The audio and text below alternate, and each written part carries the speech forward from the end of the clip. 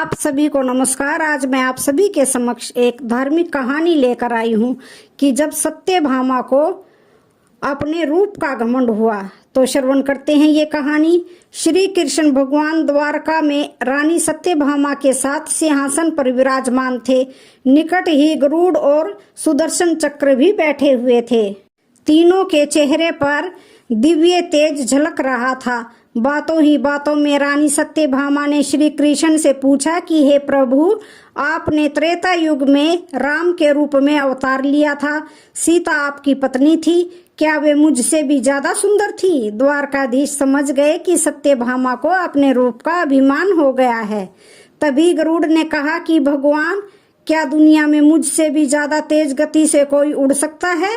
इधर सुदर्शन चक्र से भी रहा नहीं गया।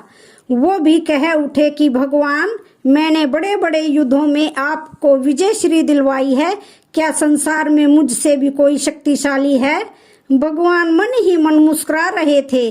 वे जान रहे थे कि उनके इन तीन भक्तों को अहंकार हो गया है और इनका अहंकार नष्ट करने का समय आ गया है।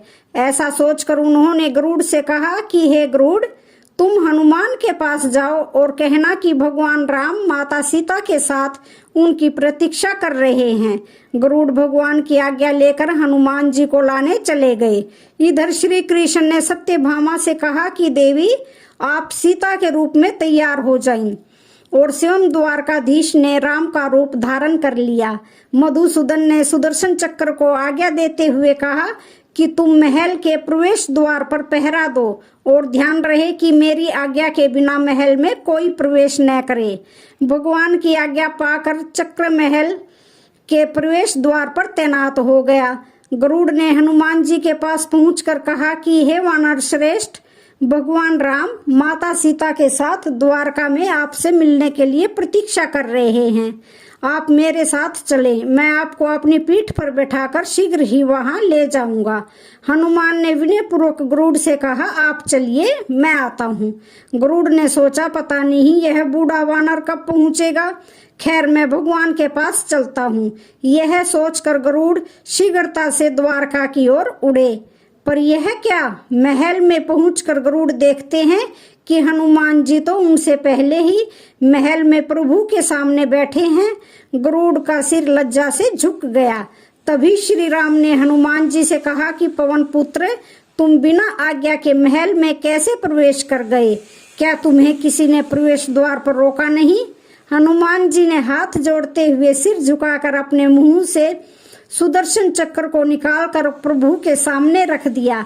हनुमान जी ने कहा, प्रभु, आपसे मिलने से मुझे इस चक्र ने रोका था, इसलिए इसे मुंह में रख मैं आपसे मिलने आ गया, मुझे क्षमा करें। भगवान मन ही मन मुस्कुराने लगे। हनुमान ने हाथ जोड़ते हुए श्री राम से प्रश्न किया, हे प्रभु, आज आपने माता सीता के स्थान पर किस दासी को इतना सम्मान दे दिया कि वह आपके साथ सिंहासन पर विराजमान है? अब रानी सत्यभामा का अहंकार भंग होने की बारी थी।